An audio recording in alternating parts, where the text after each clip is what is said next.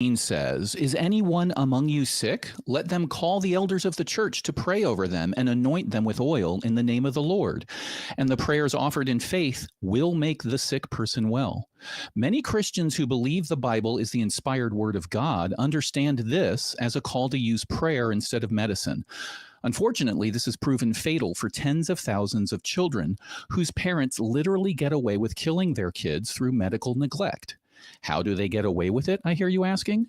Well, Christians have passed laws creating exemptions to manslaughter and even murder charges as long as the killer denied medical care to their kids in the name of faith healing. If you think that God grants prayers, or if you think I don't understand what the Bible says about prayer, we'd love to hear from you. Give us a call because the show is starting now.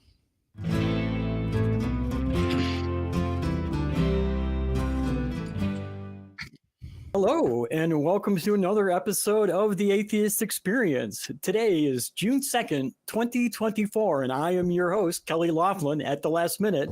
And joining me today is the Cross-Examiner. How you doing, CE? I'm doing great. It's wonderful to see you again. Yeah, I had a lot of fun working with you in the past on Nonprofits and on Truth Wanted, so I've been looking forward. Well, I haven't been looking forward to it for very long, but yeah, it was hoping. So yeah, I just stepped in the last moment for J. Mike, who's a little under the weather, and yeah, our thoughts go out to J. Mike. Hope you're feeling better. Sure enough, yeah, get well, my friend, get well. And how are you doing? I'm doing well. I'm obviously, as you may know, I'm an attorney, and I sort of keep a focus on fighting back misinformation. So there's a lot going on in the world right now that is very interesting. Not really the topic of this show, but it's kept me busy. I'll put it that much. How about you? There is a lot of misinformation out there. I've been staying busy, actually starting to wind down a little bit in my personal life this week. So I'm looking forward to that, having a little bit more time to myself. So, so yeah, I'm doing pretty good. Good. Doing really good. And I was supposed to mention this. The Atheist Experience is a product of the atheist community of Austin, a 501c3 nonprofit organization dedicated to the promotion of atheism, critical thinking, secular humanism, and the separation of government and religion. And before we do anything else, every week we ask people to share their experience. So we have a question from last week. Would you like to do those, CE? Should I call you Cross, CE? What should I call you? You can call me the Cross-Examiner, Cross, CE, hey you, whatever dummy. I want. Yeah, anything you like. Okay, CE cool. works well. I can think of a few good ones. And so last week we asked you, what is Jesus's secret hobby? And we had some pretty good answers here. Number 3 from Jason Techlord, Jesus's secret hobby is cheating at hide and seek. That's good. Yeah, he's got to know where everybody's at, right? He is the reigning champion. And number 2 from Medallion 1390, Jesus's secret hobby is getting hammered every Friday night. I see what you did there. Was it on a Friday? That's a good question. I don't know my scriptures that well. That'd be great if it really was a Friday, right? That's why we have Good Friday, right? Good Friday and then Easter Sunday, yeah. And the number 1 answer, drum roll, from Gal ZH6NG, Galzong with a 6, Jesus's hobby, he likes to hang out. Nailed it. That's pretty good. That's pretty absolutely. Good. And the prompt for this week, wrong answers only. Only the wrong answers. What was God's motivation to flood the earth? What do you think, CE? Well, I think that when it dawned on him that things were not going the way he had planned, he decided to destroy the place for the insurance money. That could be. Yeah. I thought maybe he was just looking forward to a really good vacation fishing trip. That's a good one too. Yeah. That story always it always made me curious because it seems like it's an admission on the part of the authors of the Bible that God yet again screwed up, right? Like he was trying to create this environment where people would do as they're told, but the story is all just like nobody ever listens, and he decides, this plan's not working. I'm just going to erase my homework and start over, which seems odd. It seems a very human story to create. Yeah, I always wondered about that one myself, and I still today I like to bring it up with the Christians that always say God has this perfect plan. Well, if it was perfect, how come He had to start it over? I don't get it. Right, right. I really don't. I really don't get it. God works in mysterious ways. So, but that was a good answer for me, and I'm really, really anxious to see what the audience comes up with. 100%. So put it in the comments section, not in the YouTube chat, but in the comments section below, underneath the screen here on YouTube, and we will pick the best answers and tune in next week while we reveal the top 3 answers, and one of them just might be yours. So, well, I see we've already got a couple of calls too. Yeah. And we also have super chats as well. Oh, yeah, we should do the super chats. We should do those first. You want to do them? Go ahead. I've been talking. You go ahead. Okay, let me see what we got here. We've got a super chat. Rainbow Wolf for $5. Thank you very much. Says, if the Bible is so divine, why is science so hard to improve while the Bible is so easy to improve? Snakes don't talk and slavery is immoral. You're absolutely right. You just improved the Bible. Let's give it just one. Slavery is immoral. Easiest way to improve the Bible. So thank you for your donation. We also have Miranda Rensberger, who is a member for 2 months, donated another $5. Thank you. Sadly, I cannot be here for the live stream today, but happy Pride Month. Happy indeed. Thank you so much for your donations. Please do feel free to donate some more through the super chat, and we will read your comments on the air. Miranda is one of our perennial donors too. So thank you very much, Miranda. 100%. And I go and looking at the calls. What do you think about Moses? The caller or the story? You want to do the caller, not the biblical person. Absolutely. All right, let's bring him up. Hi, Moses. Moses says God, and pronouns are he, him, from Florida. God is trying to manifest himself in our lives and wants to continue his call from last week. Hi, Moses. How are you? I'm doing great. How you guys doing? Doing awesome. Well. Hey, I would say your audience is real clever with these jokes, man. Like, I'll be looking at the comments to the questions, and I'll be like, man, they're going to have to make me repent because I shouldn't be laughing at these jokes. Yeah, I know. Some of them are pretty funny. Yeah, it's all in fun, right? We can joke as long as we can joke about ourselves, and we're all good. So what's on your mind today? I must admit, I don't remember your call from last week. I wasn't here. So why don't you bring us up to speed about what is it that you would like to discuss? All right. So basically, my main point the message I feel like that I'm led to send is basically that God is trying to manifest his story, his truth, right? That he basically is coming to reunite us through the spirit of love and truth.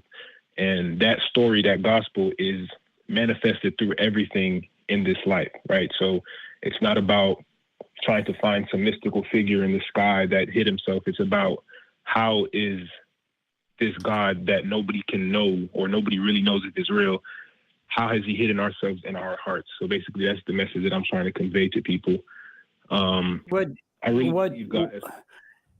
if this is the thing, and you just use this terminology that he's hidden in our hearts. Okay, if he needs us to know this, why is he hiding it in our hearts? Why isn't he just putting it out there for everybody to see and know? All right. Before we get into the discussion, there's just a couple things I want to say so that, like, because I really want to have, like, a proper discussion when we do this. I don't want to, like, have to rush or, like, I don't want my message to be misconstrued. You know what I'm saying? So I don't want it to be either. That's why I'm asking these questions. Right. So if you could just give me like 2 to 3 minutes to explain the gospel of the kingdom of God, then. Well, no, I can't. I'm not going to let you preach for 2 minutes. No, that's not going to happen. Right? I do have a question that I think is a base setting a question, right? So you called in, the first thing you said is the message I feel like I am led to send. Those were the first words out of your mouth. Right. I think we should start there. Like that's sort of the core of the claim, right? Is that you feel like you are led to send this. So before we get into what the message is that you feel like you are led to send, why don't we talk about why do you feel that way? And who do you think is leading you to send that? So pick either one. What do you mean by you feel like you're led to send it, or who is leading you? Okay, so I feel that God has chosen me to deliver this message to people who are wanting to hear the message, right? That's what God does. He chooses people to deliver his message. This is how I feel. The reason I feel is because... Can I stop you for once? Because you're saying things that I need clarification on. Now, you said God had chosen you to take this message to the people that want to hear it. How do you tell who wants to hear it and who doesn't want to hear it? Just by walking up to them. How do I? Well, the message is to be told. If you receive it, then you can choose to receive it, or you can choose not to receive it. So you're going to so you're not taking to them your message just to people that want to hear it. You're taking it to everybody. Well, I mean, this is just whoever's on this call. The same way that I was led to give this message, the people who are watching this podcast right now were also led to this podcast, right? Not the whole world is not listening to this podcast. Only certain people at a certain time. Could you define lead then? So let's go back to lead, since I don't necessarily agree that everybody that's listening was led to listen. So let's start with this. And to be clear, I really like your approach here. We're not trying to be pedantic. We have experience talking about these things. And if we let people go on with using a bunch of words that we fail to define, then we might misunderstand each other, talk for 5 or 10 minutes and argue and point fingers, and then realize we're talking across each other. So I'm just trying to understand where you're coming from. So when you say you were led and that people were led to listen, what do you mean like that? What's the mechanism there? So like that, this is why I really wanted to open up with a little kind of message to understand the situation that we're in, because it would make the situation. How about we give you a minute? We can put up a timer and give you a minute. How would that be? That would be perfect. I'm going to have to rush. Okay, can we get a timer? There you go. Okay, there you go. You got a minute. Go. All right. So basically, the kingdom of God is basically like a friend giving you a mango seed, right? So he tells you all you have to do is plant the mango seed, and you're going to have a fruit that's going to be the best tasting fruit you've ever had in your life. And all you have to do is protect this mango seed and protect your own mind from people telling you that the seed will not grow and produce fruit. So years pass, and there's rains and droughts and floods and the winters that go through the tree, but you still believe that your friend promised you about the mango is true, even though people next to you called you crazy and they didn't think it was going to be true, but you still believe. And eventually, after 5 years, you eat from a ripe mango, and it's the best thing you ever taste. I'm talking you drilling out the mouth, and you become addicted to the taste. And so now you want everybody else around you to have that mango, and you want them to plant seeds, and you want to give them free mangoes. But they don't believe you because they haven't had the mango for themselves. And now there's another group of farmers who are creating evil farmers who are creating fake mangoes and man-made mangoes, and they're going around telling people that these are the real mangoes. But those fake mangoes cause pain, disease, and division between people. Okay, the minute's been up, and I'm having a hard time with this analogy because I can actually hold a mango. I can actually smell it. I can actually taste it. And the thing that you're preaching about, that you're telling me is real, I can't do any of that stuff with. I can't see it. I can't hear it. I can't taste it. I can't smell it. Okay. So how do I know that this thing that you're telling me about that has made you so joyful is actually a real thing? Right. Okay. That's fair. So two things, right? You wouldn't know, you would never be able to touch the mango until you go through the process of actually planting the mango. Right? Yes, but I can touch the mango. I can see it. I can feel it. I don't have to plant it first. I can see the mango. Yeah, I think this is a good spot to point out how your metaphor doesn't work, right? Your metaphor, I understand it. I think both Kelley and I understand it. It's a metaphor for the gospel, the testimony, your testimony of your faith and all of that stuff. But you could also use another metaphor for another thing. Like I had a person come to me and say, you need to believe, and the way you demonstrate that you believe is you give me $10,000, and I am going to invest it in a bank account that you can't see. And if you truly believe in it, I'm going to grow that money so that when you die, your children will get $10 million. I don't think anybody would agree that that's a good idea, right? That I need to take it on faith that this $10 million will become available. It's much more likely that this person is scamming me or delusional, right? But your analogy is worse than that. Your analogy is, I don't, like in my analogy, I've got the 10 grand and I'm giving it to you. I can physically see the money, or I can look at my bank account. Your analogy is, stranger walks up and says, magic thing is going to happen as long as you believe it's going to happen.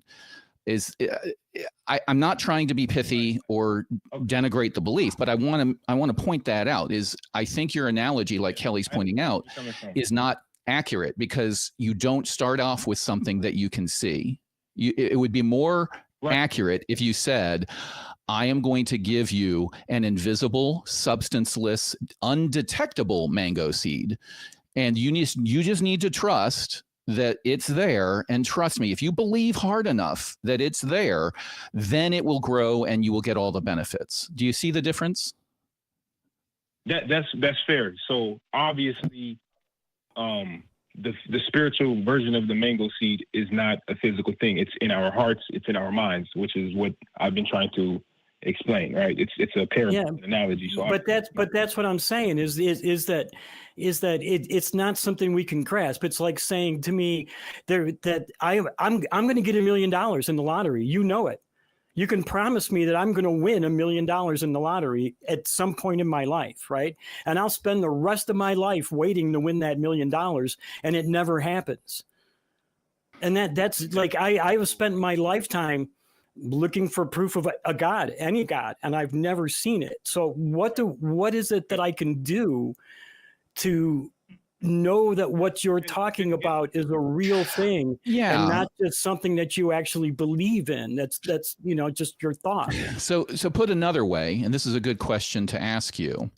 How do I tell the difference? Me, a non-believer, I'm not saying there is no God. I'm just saying I'm not yet convinced that there's any gods. I haven't been presented with sufficient evidence for me to become convinced.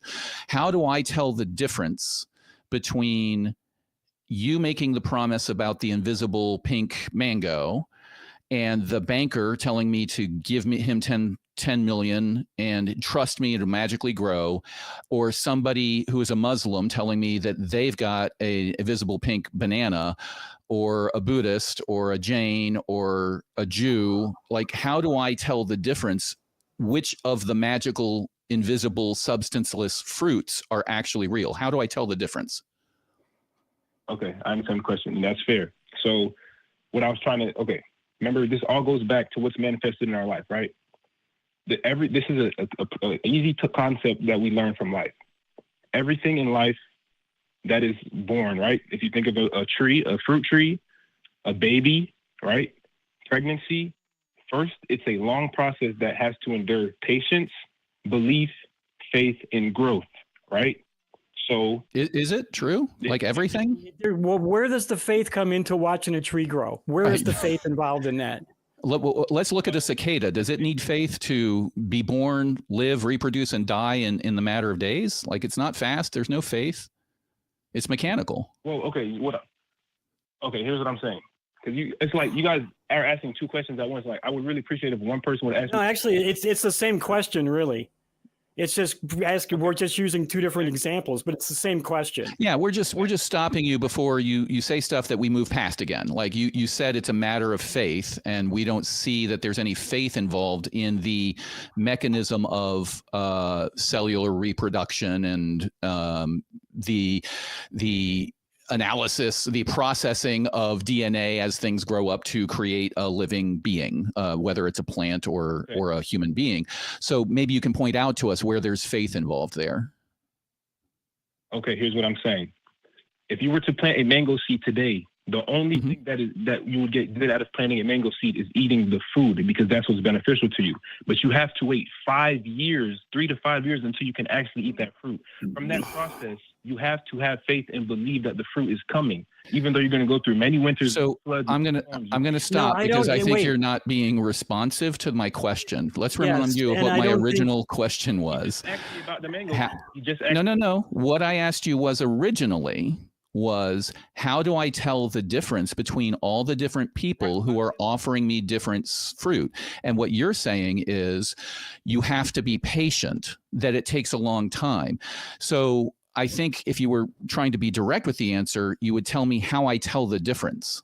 I'm about to do that, sir. I'm about to do that. But I had to bring up that point. That's why I asked for you guys to let me make a clear point so I can show you how to react. I'm having a real I understand your analogy, but I'm having a really hard time with it because just such a bad analogy. But please go ahead. I'll answer the question. Okay. So if 5 different people are offering you things, right? You look at what is being offered. You countered my offer with money, right? My offer. I'm talking about the fruit. I've got 5 people offering invisible, insubstantial, can't see it, can't touch it. You just have to wait, and you just have to believe in the fruit long enough, and then eventually you will get the rewards of the fruit. I got 5 different people telling me one's a mango, one's a banana, one's a watermelon. How do I tell up front who is telling the truth? What method do we have as humans to discern fact from fiction? Who is telling the truth and who isn't? How can I tell that? So what are these 5 different people offering you? They're all offering us a fruit. Why does that even matter?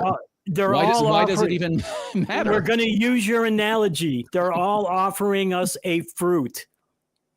Or they're all offering me a mango, but it doesn't matter. 5 people are offering me things. Some of them are wrong. Presumably, I'm assuming, since you mentioned the Gospels, you believe that people who do not accept Jesus Christ are mistaken in their beliefs and will be wrong. If I am led down the false path by them, I will presumably be wrong and not reap at least the full benefits or any benefits of the fruit.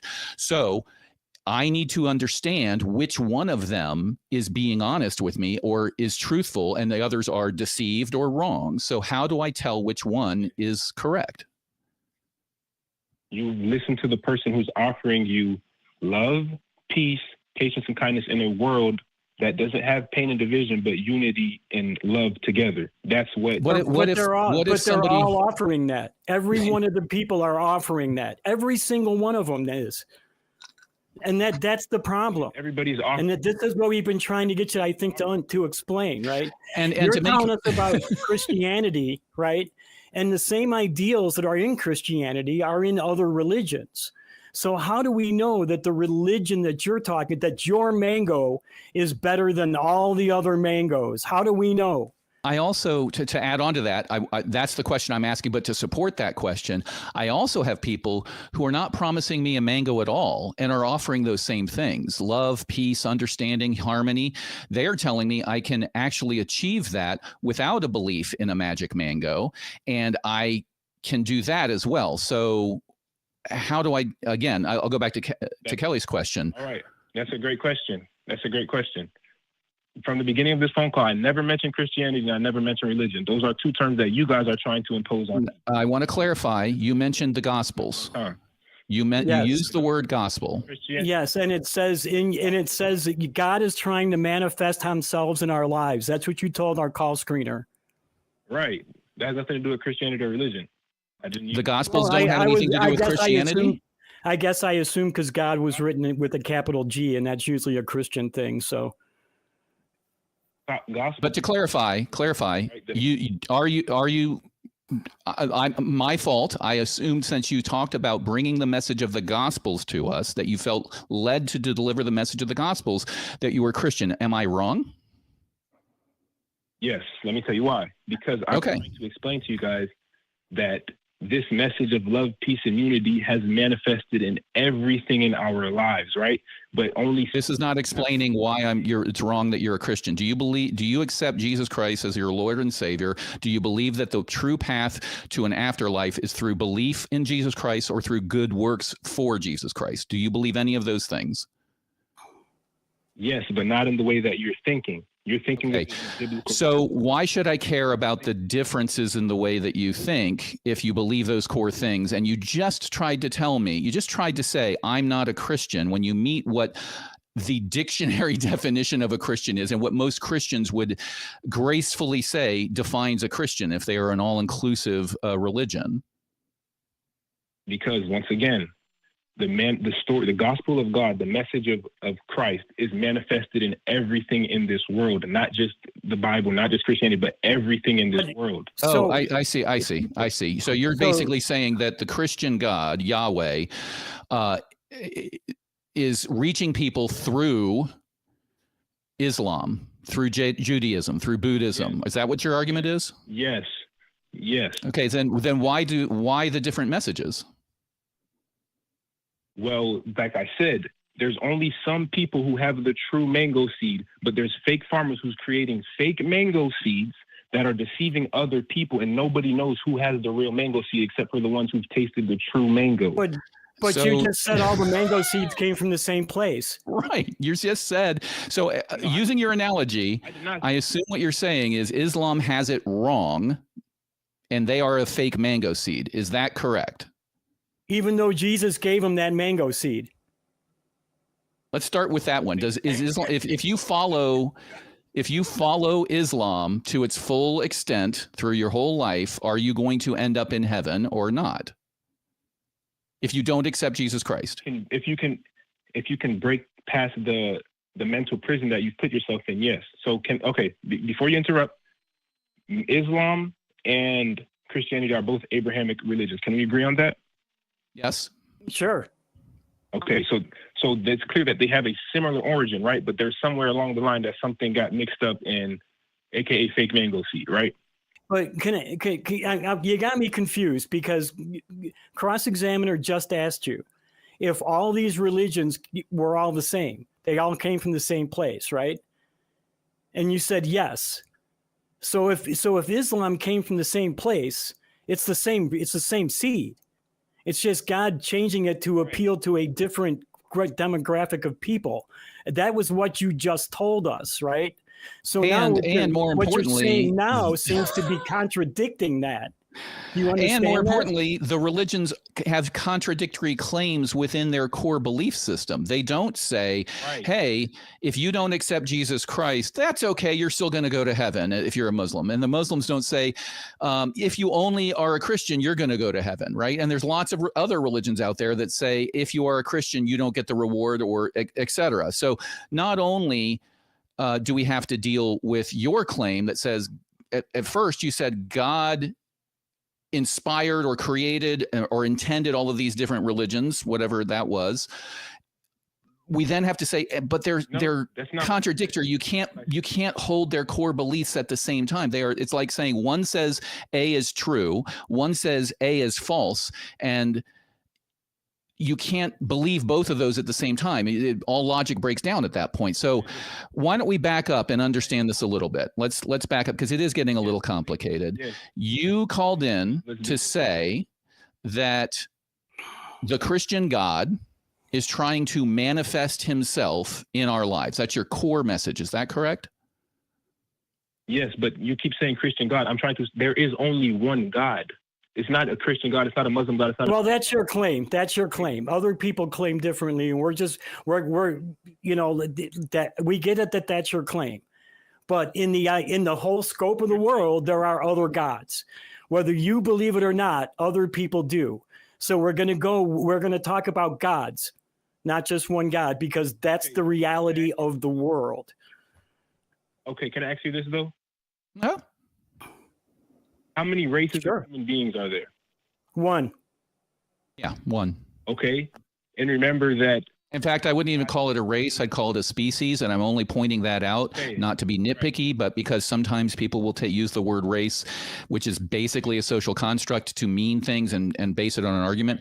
There is a human species. I don't really think that race is a meaningful concept when you get into the nitty gritty sort of epistemological discussions we have. Okay. I understand. So there's one species of human beings that all bleed the same blood and all breathe the same air. And what does God say? He says he made mankind in his image.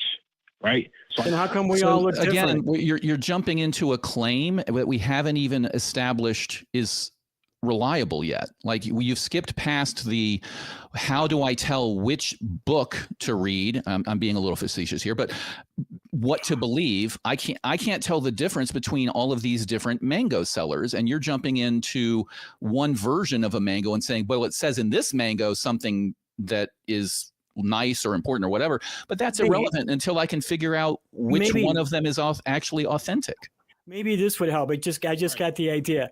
The cross-examiner and I just walked into a mango market, and we saw 8 mango sellers there, and you are one of them, Moses. Now, how do we know that your mangoes are the real mangoes from the other 7 mango sellers? I mean, they all can be real mangoes, but the question, like what you're saying is, I don't. Yeah, but how do we know? How do we know? How do we tell your mangoes from their mangoes? How the mango when you eat the mango, are you receiving love? Wait, we're getting this. We're not talking about mangoes here. We're talking about mango seeds. Remember, you said we have to have faith, so in 5 years we can have mangoes. So when we walk into the marketplace, there's 8 people selling us mango seeds, right? There's 8 people that might even have mangoes for us to taste, and they all taste the same. To us anyway, maybe a little bit of different. There's a little bit of difference here, a little bit of difference there, but for the most part, they taste the same. So we only have enough money to buy 1 mango seed. How do we know which mango seed is going to give us the best mangoes in 5 years? How do we know any of the mango seeds are going to give us the one in 5 years? How do we tell which one? Okay, so this is why I said God has hidden himself in our hearts, right? He has already told all of us what a true mango seed tastes like, right? So when we No, he hasn't, because he hasn't told me. And I am 64 years, and I've been trying to understand that taste and find that taste, and it's just not there. And not only has he not told Kelley, and he has not told me, he apparently has told other people different things, right? Because I have other callers who will call in and tell me that Allah has told them and written on their hearts that being a Muslim is the one true path to happiness and God and the jackpot and all those things. So it returns to the same question. I understand that you have this feeling, that you feel like this is true.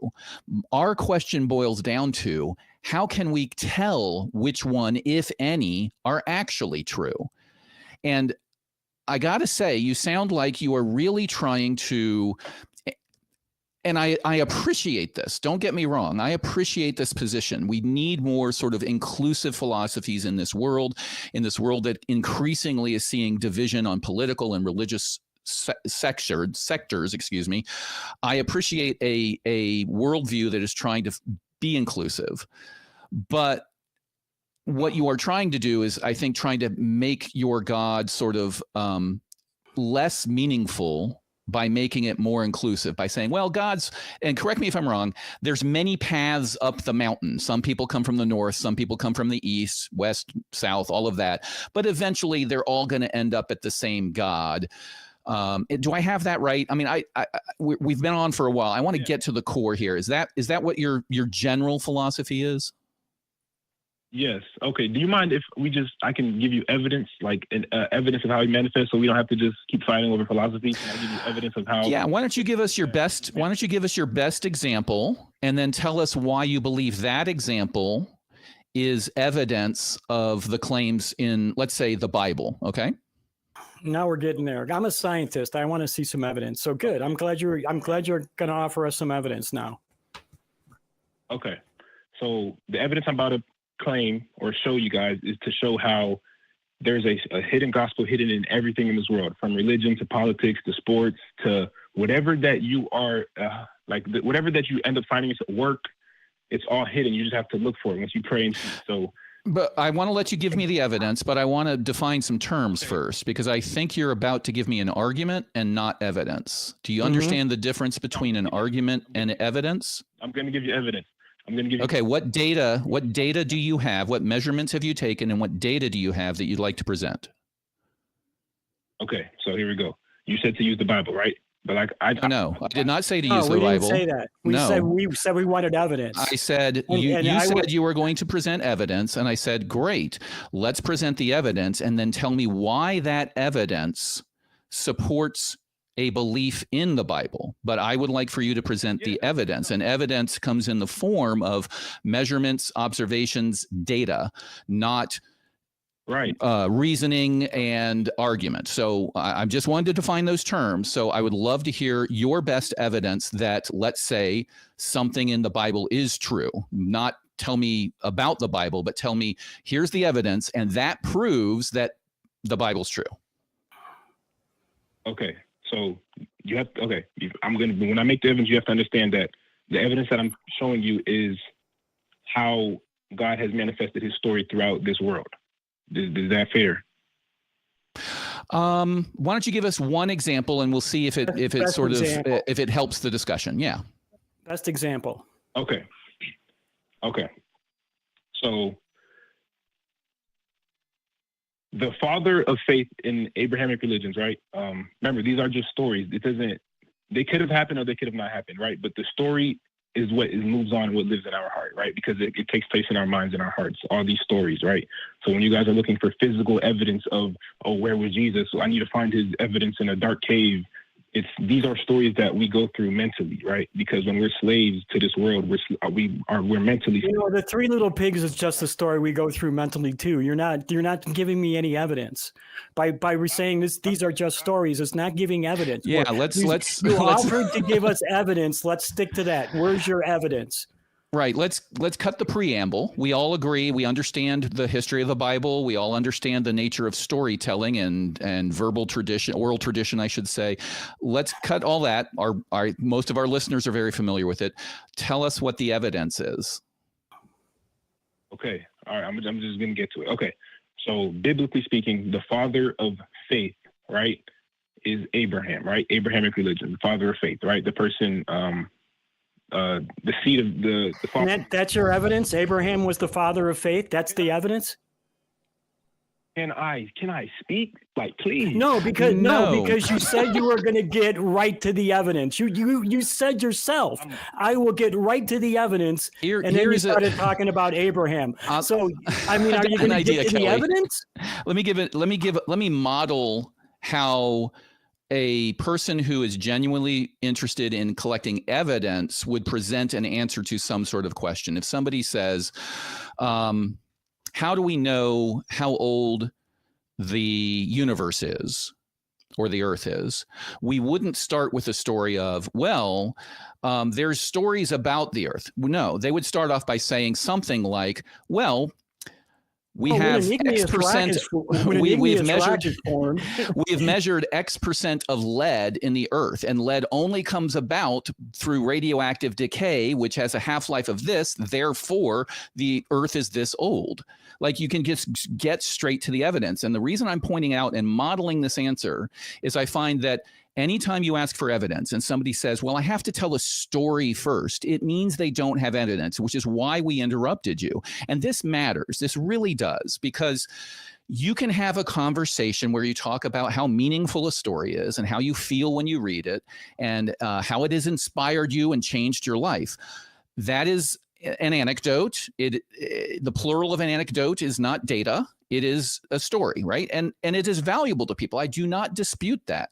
But if you're in a genuine, honest conversation with somebody and you want to present evidence and they say, tell me your evidence, don't beat around the bush. Either say, I don't have any physical evidence. I don't have any observable or measurable evidence. I have feelings and stories and anecdotes.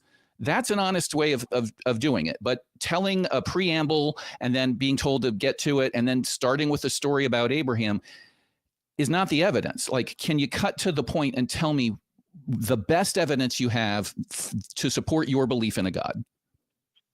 Can I rush my point for you, please?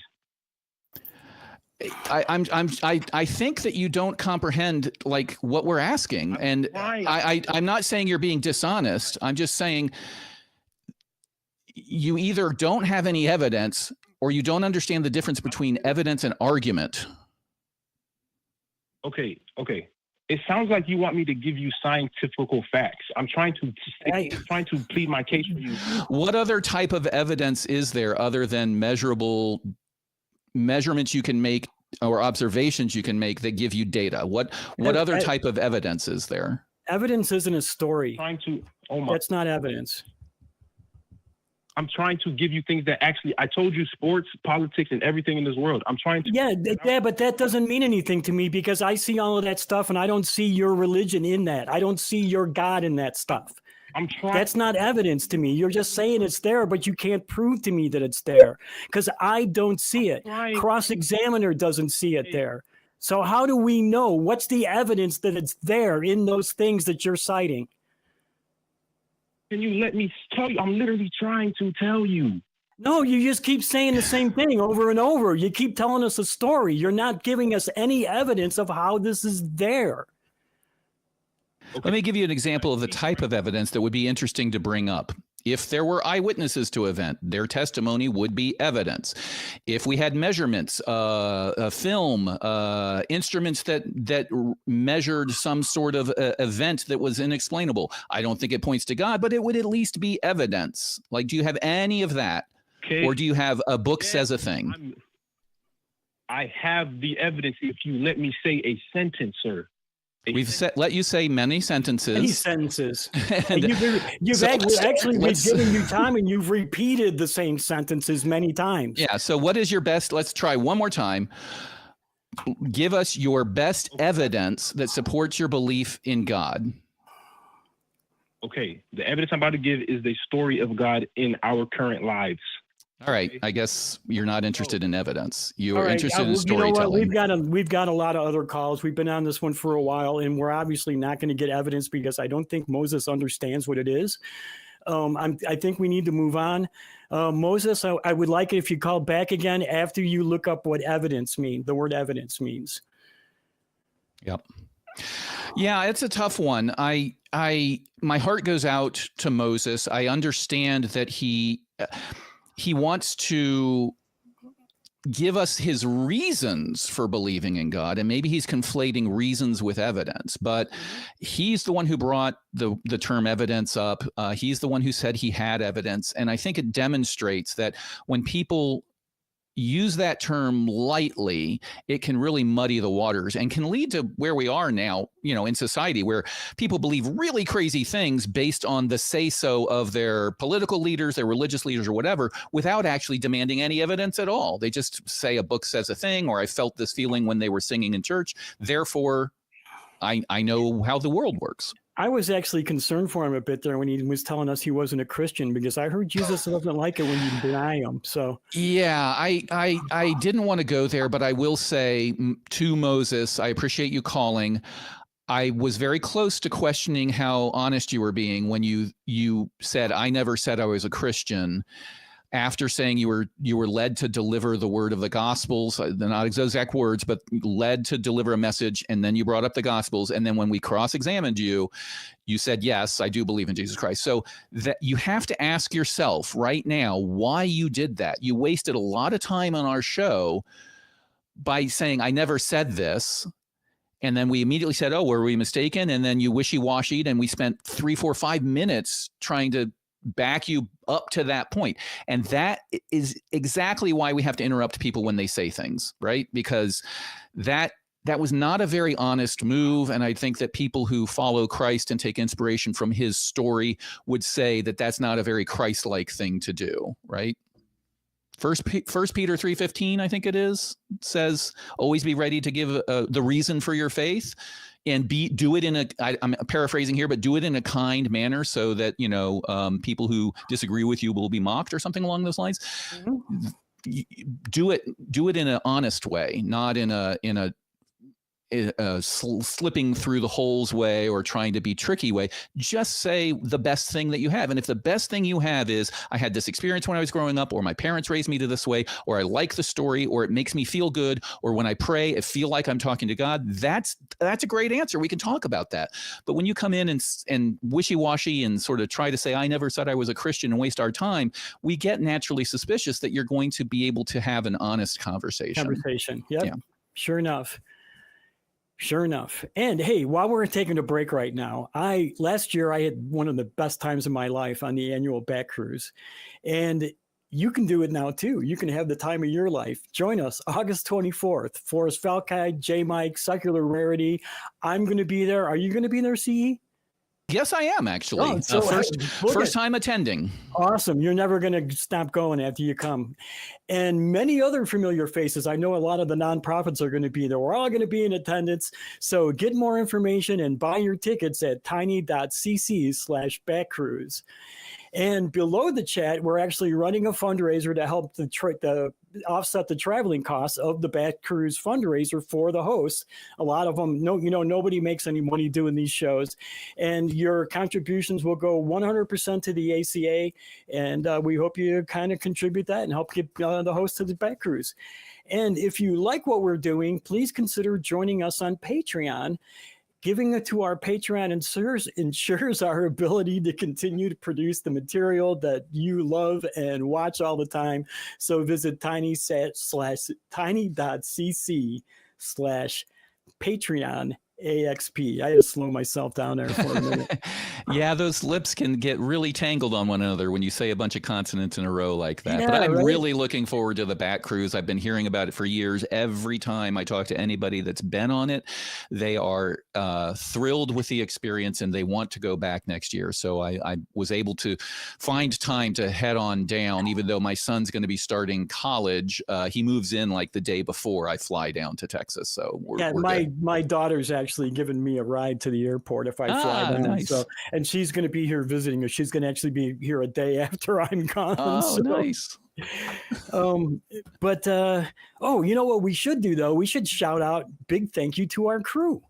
100%. They put this show together. They work really hard behind the scenes. There's the crew cam. Give them a big hand. Yay! Woo! Good job, crew. They deserve all the thank yous and supports they can get. They are awesome. Yeah, they make it run really smoothly, even when we have a host that comes down with an illness right before the show that didn't miss a beat. They kept us all informed, and it was wonderful. Yeah, they're awesome. They really are. And you know what? I picked the last call, so I want to let you pick this one. Okay. We do have some super chats. Should we read that before we jump into another one? Yeah, we probably should. Okay. Yes. Do you want me to do that? Let's switch off. How about that? Go ahead. Okay, donation. Oh, we got a donation, not a super chat from David Haxor. Remember 1 month gifted 50 the Atheist Experience membership.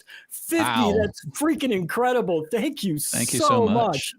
Thank you so much, David. You're up next now. All right, we've got Isaiah S, member for 2 months, $5. Thank you. Did God create man because he didn't want to be all alone anymore? That's a good one. He must be a dad. That's a dad joke if I ever heard one. That's a dad joke. And we have a super chat from Darren Lacey, who gave us £5 with no message. Thanks a lot, Darren. Thank you. Appreciate it. Oh, we got another one from David Haxor, who spells his name in Leet speak. $20. Wow. All this talk about mangoes is making me hungry. Yes. I think, Moses, if you call back, bring mangoes next time. Bring some for everybody. Ones that we can see. Ones that we can see. And our next one is from Frankenstein, member 2 months, $5. Praise God that the mango has died for our sins. Praise God. Nice. Daniel Shower, who's a member for 6 months, is donating $5. Thank you. I'm selling mangoes from the tree of knowledge of good and evil. Ah, I see what he did there. Yeah, that's always a trick too. So thank you for that donation. And David Haxor again from $10 Canadian. First time I've heard the cross-examiner on the show. I love him. See, you're awesome.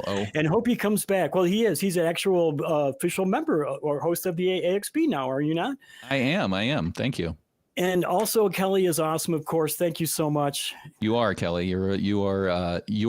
Kelley does more shows and more backup stuff and more backstage stuff. All of it. He hosts, he does backstage stuff, and he does the after show chat. He is a workhorse, and I'm always impressed to see him work.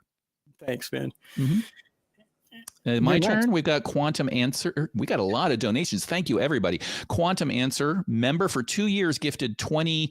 I assume that's dollars. No, 20 Atheist Experience memberships. Wow, everybody. This is Wow. very generous. Thank you very much. We got 70 new members today. And then That's amazing. Yeah. And then David Haxer again, Uh-oh. 1 month, Canadian $10. Thank you, crew. The crew is Wow. awesome. Absolutely. I hope David's not going to run himself out of money, man. That's very generous. It's Canadian. It's not real money. He measures it in how much beer he's giving up, right? That or maple syrup. Right. All right. I think that's it for Super Chats. Yep. All right. You pick. Let's see. I think we have we've got Landy at the top of the queue who says that from Florida, exactly, him, wants to show biblical texts have a scientific proof they are true. Okay, so evidence, in other words, scientific proof. Let's see if this person can present evidence. Is Landy there?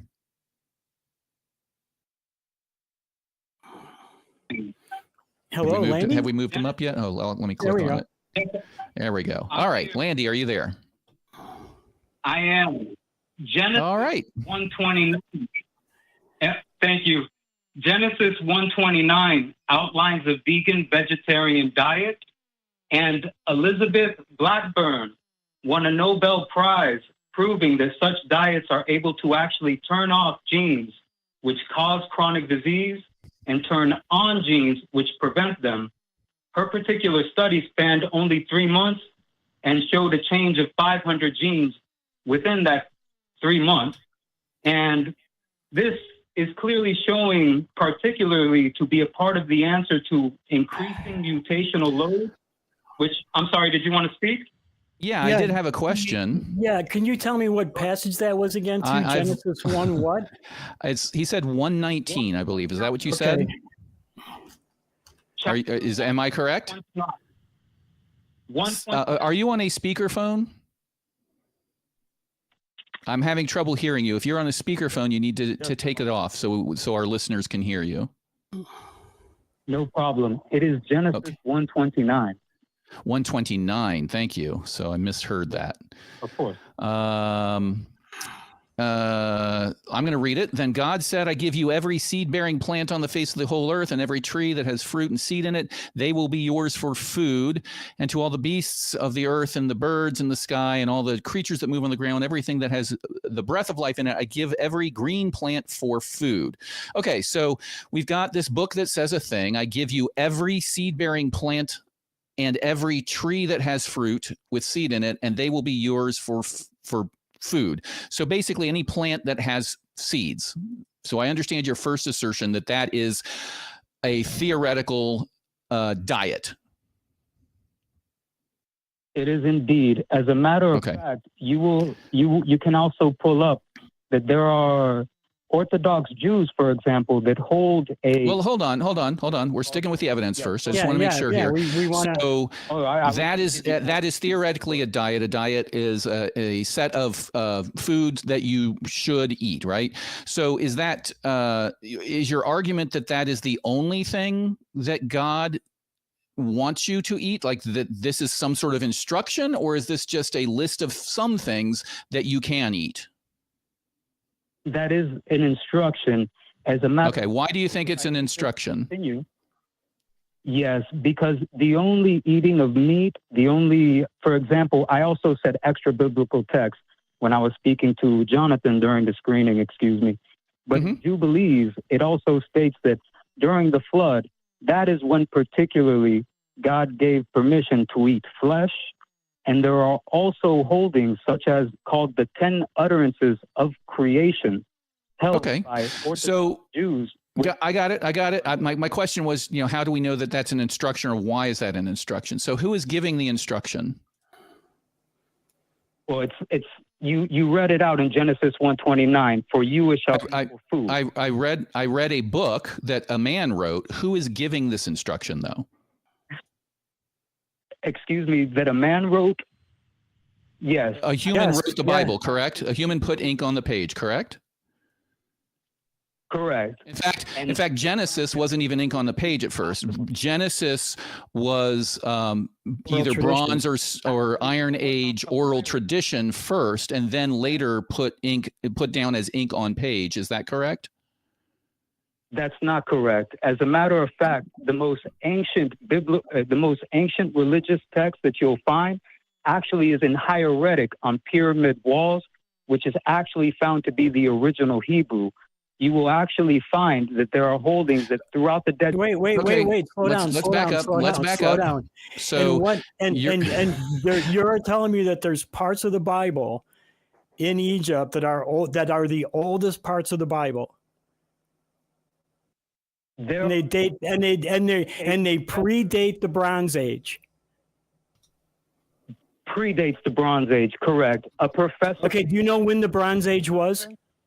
Do you know when the Bronze Age was? Excuse me, it predated both the Bronze Age and the Iron Age, sir. It happened exactly. If it had to predate the Iron Age, if it predated the Bronze Age, because the Bronze Age came first. Do you know? Excuse Landy. Landy, stop for a minute. Landy, please stop for a minute. We're having a really difficult time hearing what you're saying. You either need to get off the speakerphone or put your mouth closer to the microphone because you keep fading out and we're not hearing what you're saying. Okay. Now, what I'm wondering is, do you know when the Bronze Age was, so that you know that these writings in Egypt actually predate the Bronze Age as you are claiming?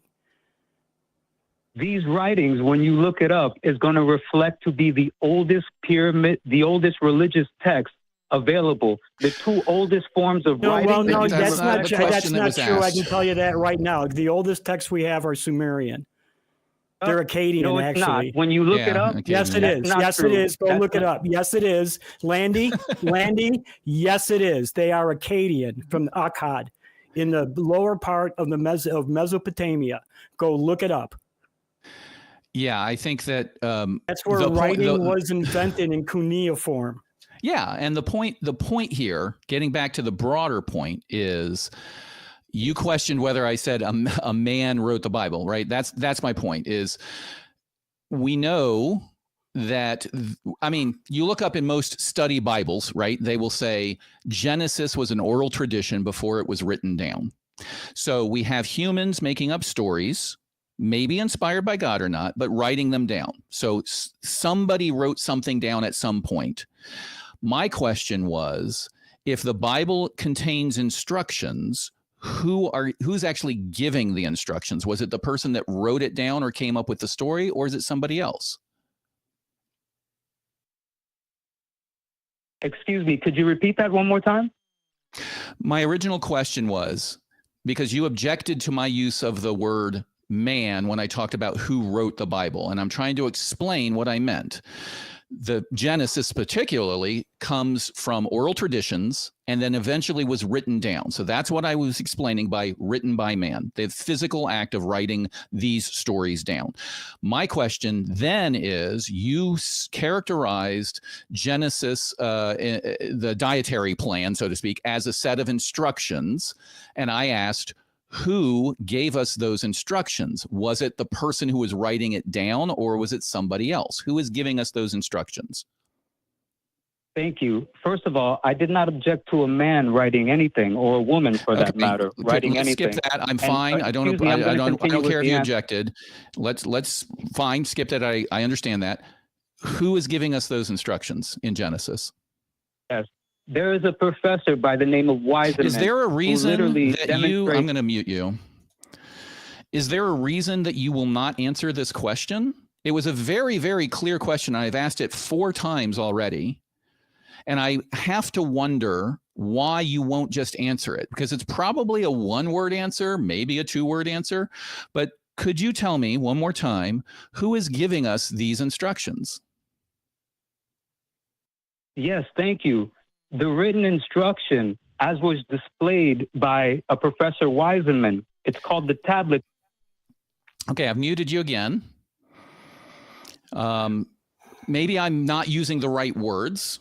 When I say giving, I don't mean like somebody presented them as evidence or at a speech. I'm talking about the idea that one should do something. An instruction is a directions to somebody to say, this is what you should do to accomplish some goal. That's what an instruction is. If you want to assemble this furniture, get your Allen wrench out and follow the IKEA diagrams. Those are instructions. If you want to go to heaven, follow these rules. Those are instructions. But a person or an entity is telling us those instructions. So what was the original source? What mind came up with those instructions and delivered them to us? That's my question. So can you answer that? Thank you very much. I was actually answering you. They were passed down from... Okay, I'm muting you again. That's a very passive-aggressive way to do that. You were not answering me. You were telling a story about some professor, and I don't think that you're telling me, and maybe I'm wrong, that some professor wrote Genesis. So one more time, just tell me the name, just tell me a person, no story, no snarkiness. I'm genuinely trying to understand you. If you watch our show, we are genuinely trying to understand. So please, just answer the question. We've been talking to you now for quite a while. Who gave us those instructions? I just said that they were passed down from Adam and Eve to Enoch on down. And okay, so the instructions come from Adam and Eve? Go ahead. Hold on. So I want to understand, was it Adam or was it Eve who gave us the instruction on what to eat? So now all your viewers are hearing you ask me if I was there to... Okay, so I don't think he understands the question, and you're again not answering the question. You said Adam and Eve. Are you saying that Adam and Eve wrote Genesis, like came up with those ideas and then passed those ideas down? Or was it somebody else that came up with those ideas? I.e., let's cut to the chase. Let's cut to the chase. Hold on. Let's cut to the chase. Do those instructions come from God? Of course. Well, why didn't you say so? Why didn't you say so? I asked that question 6 times. Because you asked me if a human being wrote it down. Because you asked me if a human being wrote it down. No, I didn't. No, I didn't. And this, Kelley, is a very common problem when you start getting into these discussions, that people don't understand how to actually actively listen to what you're asking them. I pointed out that a human originally wrote them down, and then I asked, but who actually came up with those instructions? I hope you see the difference. Right? Who wrote them down, my point was, is irrelevant. The real question is that you are claiming that God is telling us that this is what we should do. Do I understand you correctly? First of all, who pertains to a human being? At first you said, did a human do it? And now you're bringing up God. Who pertains to a human being, as all your viewers heard you? And Genesis, I don't understand your question. I don't understand the question. Could you rephrase it so I could understand it? You just said who pertains to a human being, and now you're bringing up God. But so are you saying that when somebody says who created the universe and who controls the universe and who decides to go to heaven and hell, that doesn't pertain to a God?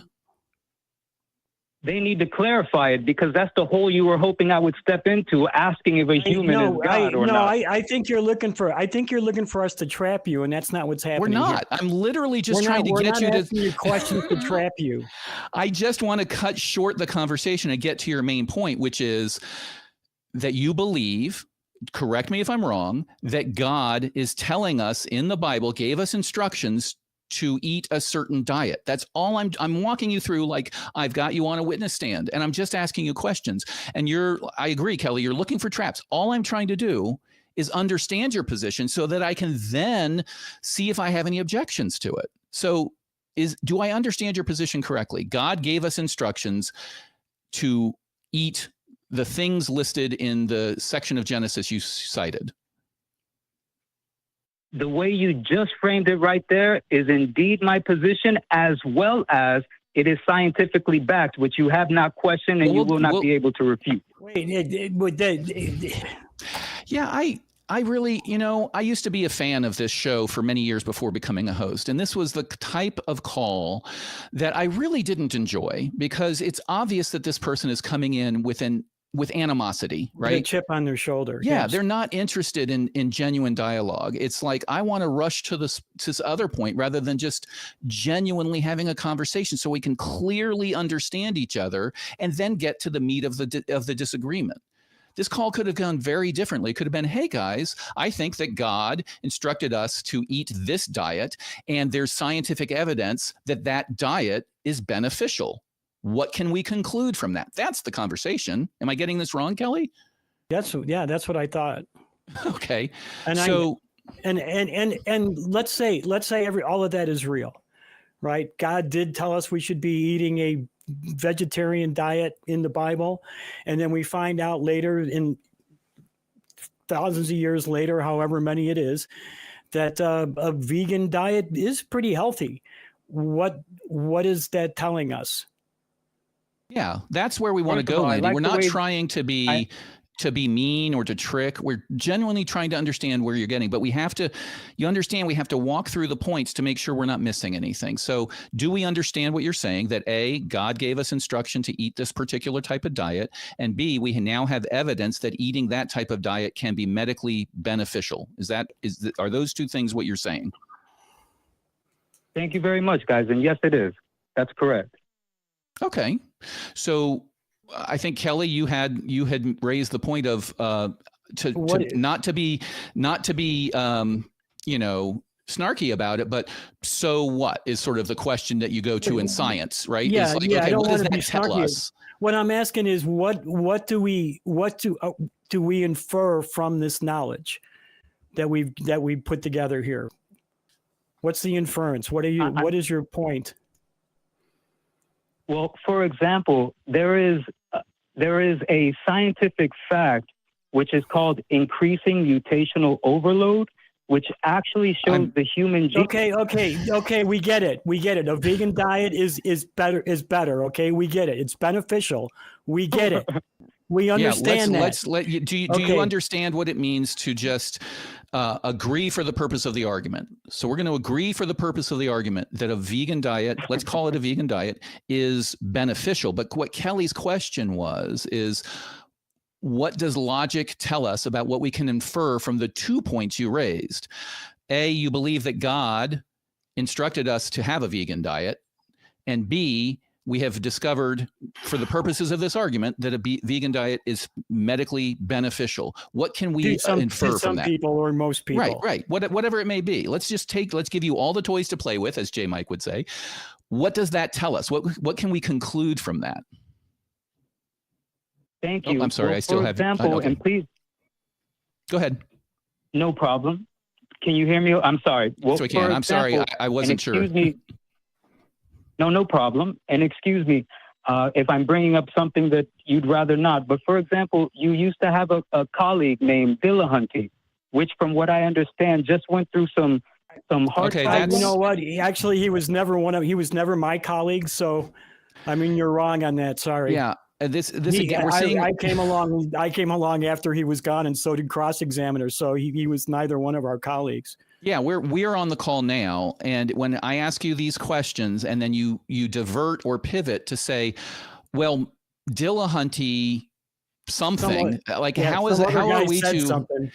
are we to react to that in any other way other than to assume that you're trying not to answer the question? We're literally, again, we're just trying to have a conversation here. So why don't you talk with us, the people who are on the call, and ask us what we believe or what we think could conclude, or tell us what you think we can conclude from the 2 data points you gave us. Hey, thank you very much. For example, if you have a loved one who is going through any heart problems right now, if they're fighting heart disease, these diets have been literally scientifically proven to turn again. This is not. I don't think you're listening to us at all. I honestly don't understand where the confusion is. We understand it's good. Okay, vegan diet is good. It's freaking great for people, right? God in the Bible said you should eat a vegan diet, right? Okay.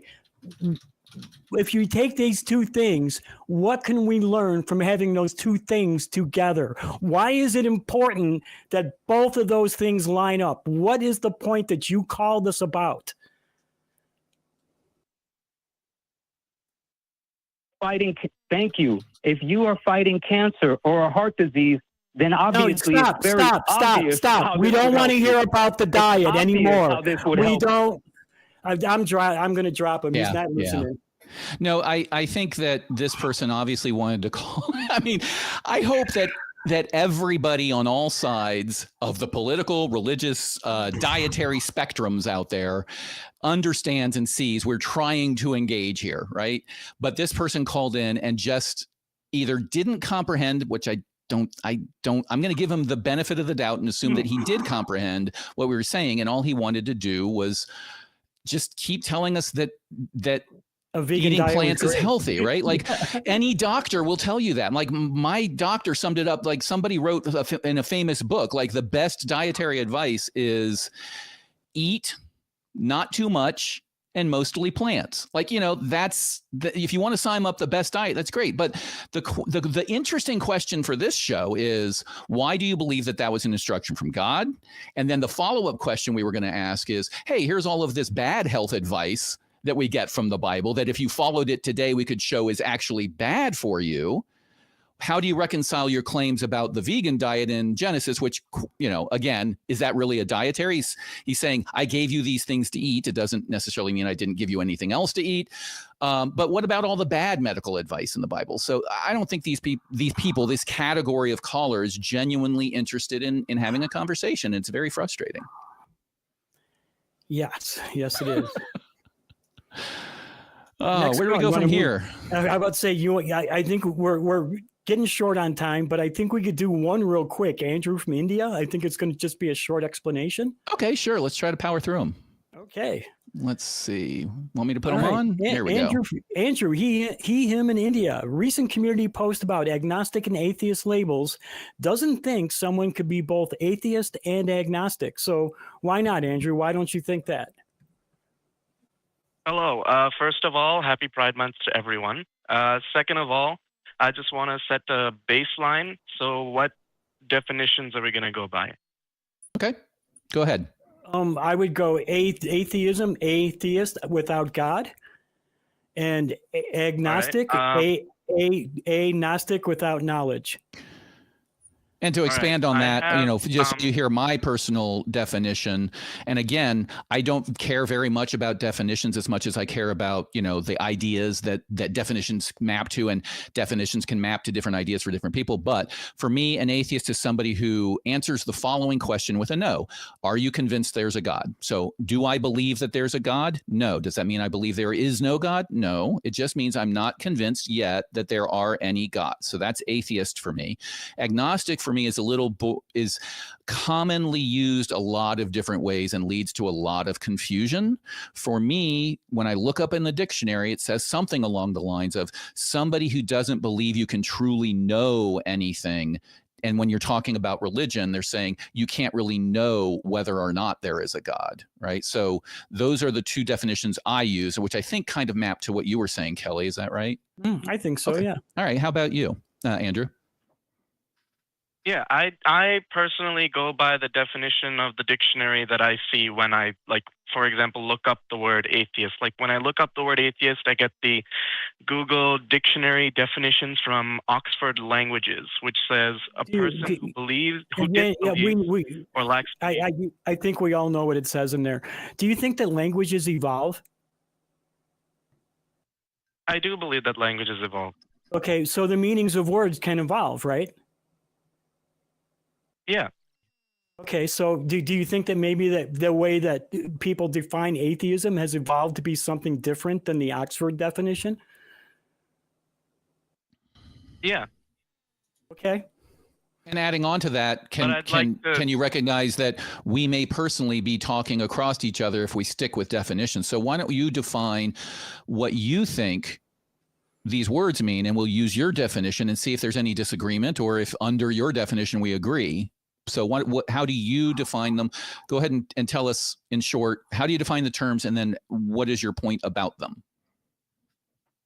That's my definition is exactly what it says in the dictionary. So should I read them or should I just? Yeah, if you don't mind, a real short version. I mean, really, what it comes down to in most dictionary definitions is whether or not the word atheist means a lack of belief in a god or the belief that there are no gods, and those are very different. I'm an attorney. There's a difference between finding somebody innocent and finding somebody not guilty, right? Versus finding somebody guilty. There are actually three positions there. I know that they did it. I know that they didn't do it, or I don't know whether they did it or not. So it is not a binary thing. The atheist word in my mind means atheist. A theist is a person who believes in God. Atheist is somebody who doesn't believe in God. It doesn't necessarily mean they actively believe there is not a God, right? So that's why I want to clarify which one you are talking about. So in the dictionary you're using, is it I don't believe there is a God, but there might be, or I am convinced there is no God? Which one is it? In the dictionary that I'm using, it's a person who disbelieves or lacks belief in the existence of God or gods. Okay, I think we're on the same page there. How about agnostic? Can I just Sure. Agnostic go ahead? We'll do agnostic, and then go ahead. You do agnostic, and I'll do my thing. Oh, okay. Agnostic is a person who believes that nothing is known or can be known of the existence or nature of God. I think that's fair. How about you, Kelley? Okay, that's fair. I'm looking at the Merriam-Webster dictionary definition of atheism, and it says a lack of belief or a strong disbelief in the existence of a god or any gods. Yeah, I think they're all in the same space. So, they all say, I don't believe there's a God. It doesn't say I assert that there is no God, and that's an important distinction. So go ahead, Andrew. What's your problem with those two labels? My problem with those two is that the community post said that you can be an atheist while you are agnostic. And I think that's not true, but it can only be true in certain ways. Like, for example, if you lack belief... Wait, just hold on one second. If you're using your Oxford definition, then yes. But that's, I think we need to define. The problem. If you just stick to that definition, then you're correct, right? Let's define. But that is not the only definition. I think I might disagree with that, actually, Kelley. Let's define two more terms because you're smuggling in the definition of two other terms. So I'd like to hear Andrew's definition of knowledge and belief. Of knowledge and belief. Correct, because if the definition contains those words, right, agnosticism is the belief that you can't know. We need to define what belief and know is. And atheist is the lack of a belief. We need to know what belief means. So what is knowledge and belief? Would you like me to give you my definition, or do you want to tell me what you define by those? I don't really know how to define it, but I can say that it's something that I think would give the general gist, which is that belief can be based on knowledge, but knowledge cannot be based on belief. That's fair. I would say that knowledge is a subset of belief, and they both measure confidence levels in your understanding of the truthiness of a claim. So if I say, Kelley is sitting in front of a bunch of rocks, I believe that to be true is a statement that has that conveys some confidence. I believe I have become convinced, right? But if I say I know that Kelley is sitting in a bunch of rocks, I've just raised the sort of the burden on me to say I'm really, really, really super convinced. I'm so convinced that it would be mind-blowingly earth-shattering or worldview destroying if that knowledge was proven to be false. That's sort of how I define knowledge versus belief. Right now, I don't know that Kelley is sitting in a bunch of rocks. He may have a sophisticated computer screen background that's really, really good, but I believe that he's sitting in a bunch of rocks because I have seen him do it before. So is that a fair differentiation between belief and knowledge, just level of confidence? Yeah. I missed a word when I was saying when I was saying what I was saying. I missed the word solely. I meant to say solely. Belief cannot be.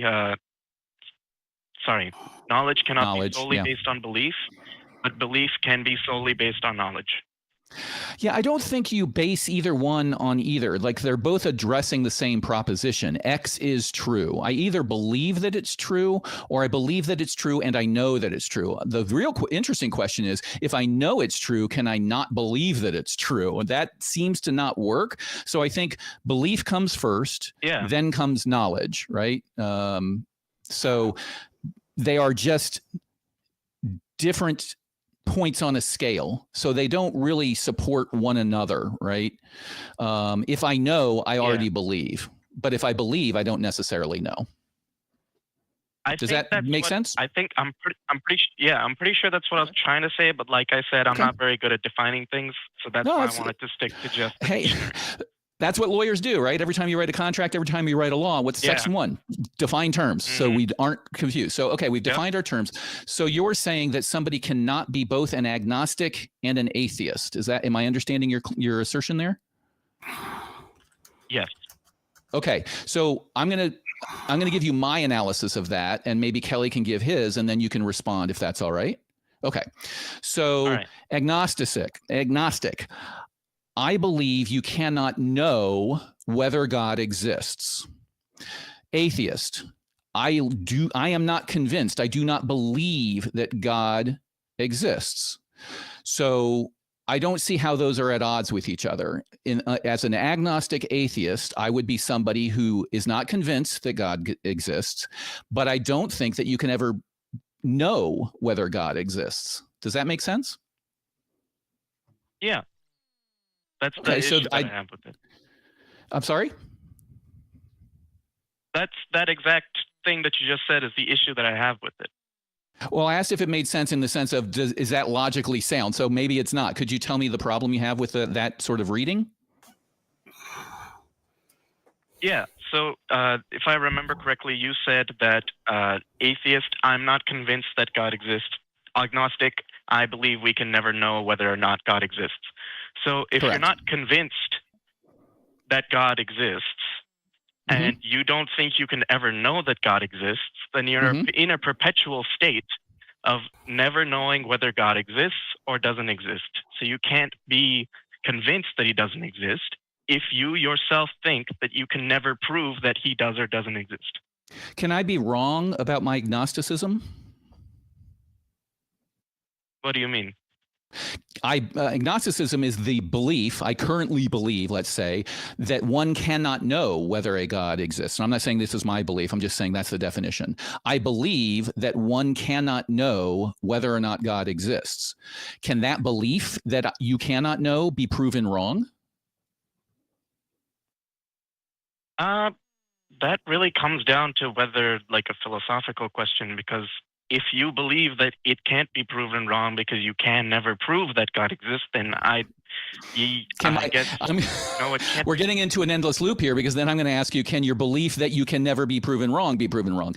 My general question, I guess I should back up, is say, can beliefs be wrong? Can you believe things to be true that are in fact not true?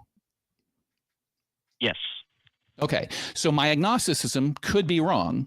It could be true that God could come down and convince everybody and prove to everybody that there is a God. So my agnosticism may be wrong in that, and not even wrong.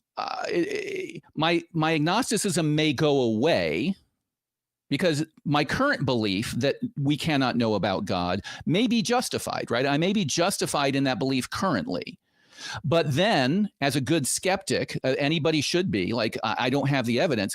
But later, when I'm presented with the evidence, I can say, okay, now not only do I think that am I agnostic, I do believe you can know whether God exists or not, but I am now a theist, and I am convinced that a God does exist. So I don't think those two are at odds. It's just I currently am unconvinced that you can know whether God can exist, but I might become convinced later if the evidence is given to me. And I can be an atheist saying, I don't currently believe there is a God, but I might be convinced if you present evidence to me. I don't see how those two are at odds. What are your thoughts, Kelley? Yeah, I don't either. That's it. That's why I thought this was going to be a lot shorter than it has been. But so what do you think about that, Andrew? I think that if you are truly agnostic, then there is no way that you could never not be agnostic. I think you are changing the definition of agnostic there. You're smuggling in the idea that once somebody believes something, they can never change their mind. Believe. Right? People in the past were convinced that the earth was flat. And it was reasonable, perhaps, at that point to be convinced that the earth would flat. And it would be convinced to say, there's nothing you could ever show me to convince me that the earth is round. They might have believed that at some point. And then later on, we developed evidence that changed the belief as to whether or not you could even know whether the earth was round or not.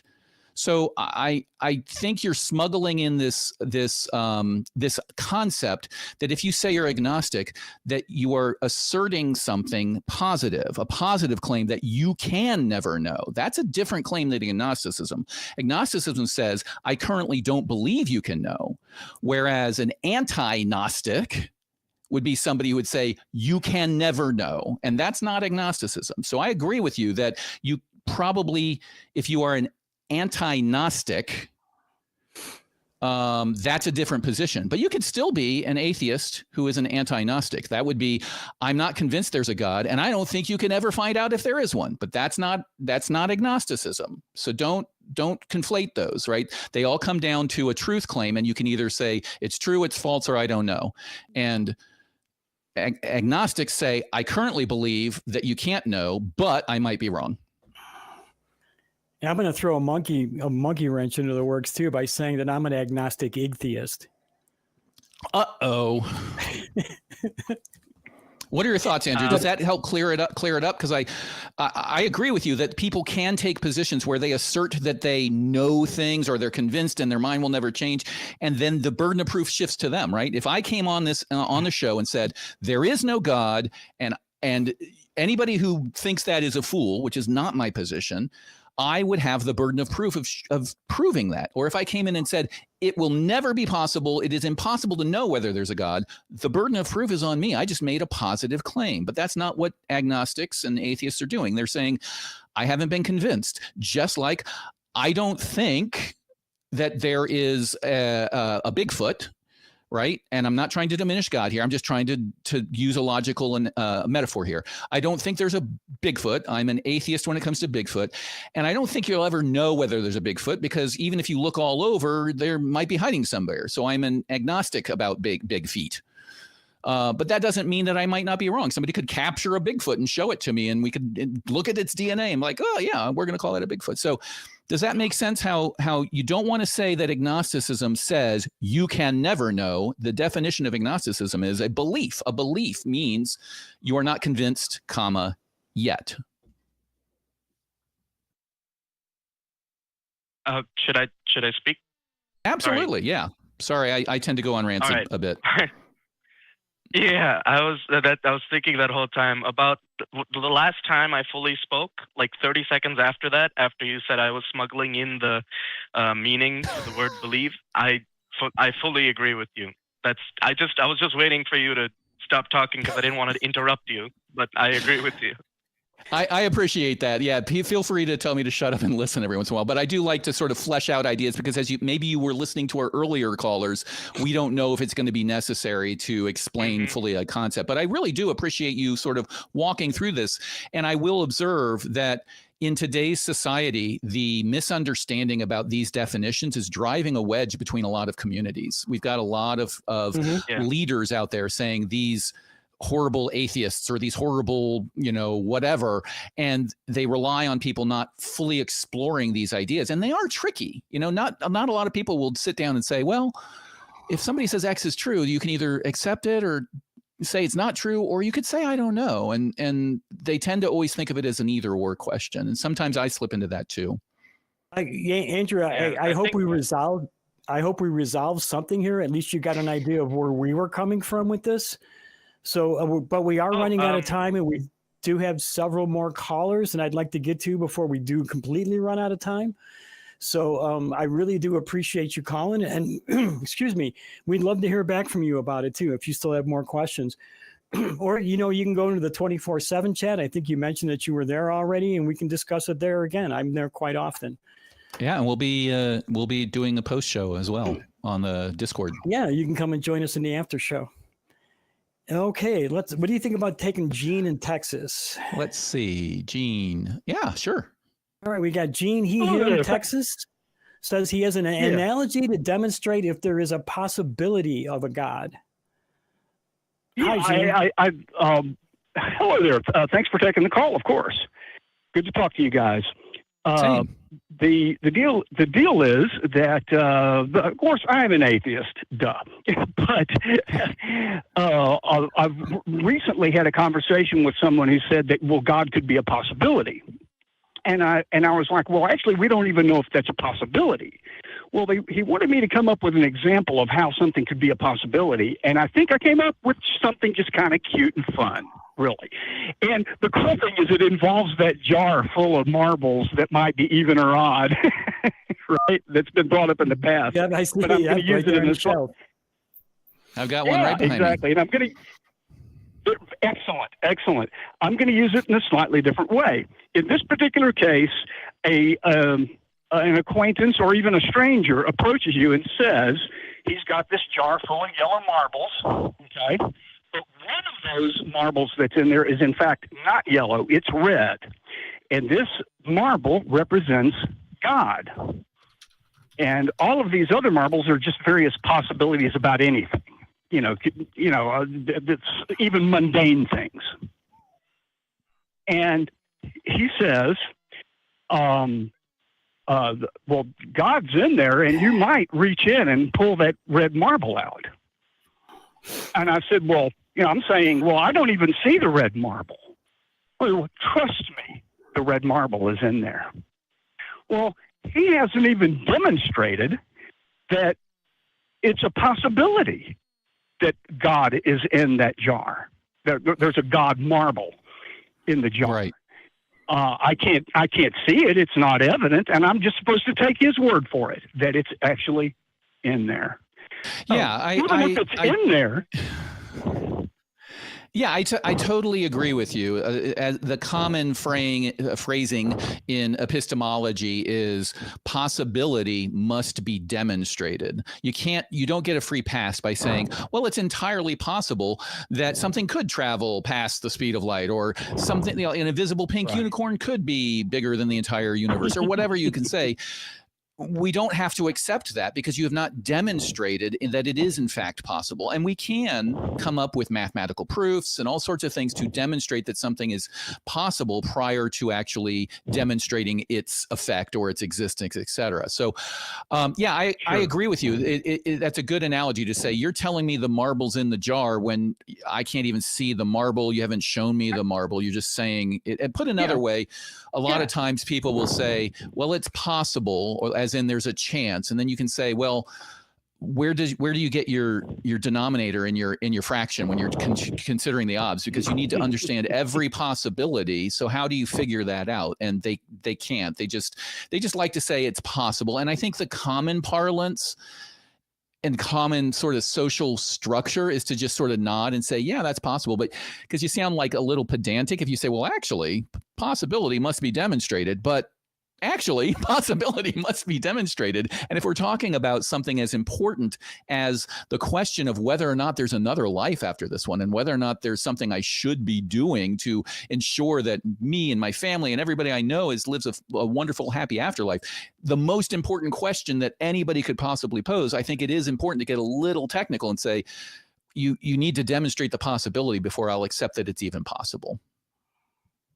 What are your thoughts, Kelley? Yeah, I agree. Totally agree. Yeah. You always hear things, people always say, well, anything is possible. A cow could jump over the moon, right? No, a cow cannot jump over the moon. Right. Nobody has ever been able to demonstrate that there was a cow that was able to jump over the moon. And I'm pretty sure we can rule out that possibility. So yeah, I agree. Possibility needs to be demonstrated. That's a good point, Gene. Thank you for calling. Okay. Thank you very much for taking the call, and I'll let you move on. Thanks. And thanks a lot, Gene. Appreciate it, man. You were an awesome caller. Absolutely. Yeah, it reminds me of Hitchhiker's Guide to the Galaxy, a restaurant at the end of the universe. Douglas Adams came up with the infinite improbability drive, where you'd run at a certain improbability, and then everything that was possible at that improbability would happen. And I always thought, that's a little, I don't know. I love the series. I love the books. But yeah, there are some things that wouldn't ever happen, even if you went up to infinite probability, because it would be like, A is not A or something like that. You just break the laws of logic. Fiction. Right, so. right. It is? Wait a second. All right, we got another buttload of super chats to do. Oh, wow, yeah. Do you want to start? Sure, I will start. Let me see. I think with Alan. Mm-hmm. No, Deep Burrito, $10. Christians should watch Good Omens to understand their Bible. That's a good show. I agree. I'm not sure to understand. That's a superficial statement. If the statement is Good Omens is a good show, I totally agree with that. I'm not sure it'll give you a complete understanding of the Bible. We do have, let's see, Swampy Pubes. That sounds fun. Donated $4.99. Already can't wait to see the both of y'all back hosting in the future. Been great show so far. Well, thank you very much. I really appreciate that. Thank you. I'm not a host here. I just kind of filled in on a whim, and a last minute whim. So you probably won't see me around here a lot, in all honesty. But I am a regular host on Truth Wanted, so you can see me there. Yep. Okay, and next, Afrostorian, $10. It goes Paleolithic, early Stone Age, and Mesolithic, Flint Pottery Age, and Neolithic, Agricultural Age, meteoric smelting, and the Chalcolithic, the Copper Age, and the Bronze Age, then the Iron Age. Hope that helps. Thank you very much, Afrostorian. And that does remind me, the reason I think, Kelley, you have a bunch of rocks behind you is you know a little bit about that, right? I know a little about how I watch videos on YouTube all the time. I love history. And I keep seeing like historians saying Chalcolithic, and it's Chalcolithic, damn it. All right. We have Nero, who's been a member for 6 months, donated $2. Atheist. I don't think God is a definable concept. Okay. There you go. Yeah, that's a good point. You're going to get into linguistic deconstruction and all sorts of stuff. I think we have one more. Daniel Schauer, member 6 months, $2. Happy Pride Month. Be yourself. Thank you very much. Indeed. 100%. Daniel, totally appreciate that. And totally so right on. Mm-hmm. All right. Now we have one more caller. You ready? I am. All right. We have Mike. No pronouns given, in South Carolina. Okay. If atheism is true, then life is absurd. Wouldn't atheists try to find meaning of life? Okay. How's it going, Mike? I'm hitting the talk. Oh, there we go. How you doing, Mike? Hey, good. How are you, gentlemen? Good. Doing well, thanks. Why don't you explain to us what your thinking is on this? Well, we actually had a funeral this weekend, and it was a good time to think about things. Hey, can you hear me, gentlemen? Can you hear me? Yeah, we can. It sounds like you're maybe on speakerphone. If you are, please come off a speakerphone. It'll make it easier for our listeners to hear you. All right, I'm not. Is that better, though? I put in my... It is a little bit. That is a little bit better, yes. Thank you. All right, I'll talk to the carpet, better acoustics. But anyway, you go to a funeral, you guys all been to one, and not fun. And I don't know. It just, there's, I believe in God. You don't.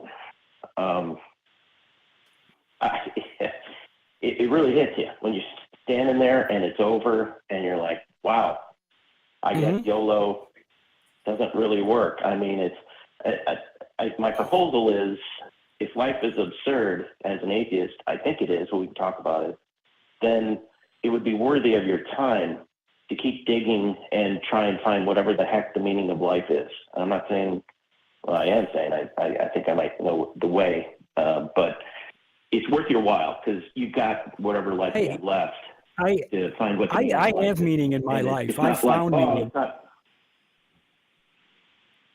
I have found meaning in my life. I don't have to go looking for it. I already have it. Yeah, I think that's sort of a question I want to ask is, you can phrase that statement in a couple of different ways. You can say, what is the meaning of life? Or you can say, what is a meaning in life? Or what should you do with your life? Or what do you want to do with your life? There's lots of different ways to sort of phrase that. I think by saying the meaning of life, and I'm not saying that's your position, but saying the meaning of life implies a either a set of physics that dictates it, or a God that is saying, do this or else, right? That sort of is the meaning of life. But a meaning of life sort of carries with it the meaning that there can be lots and you get to sort of pick and choose.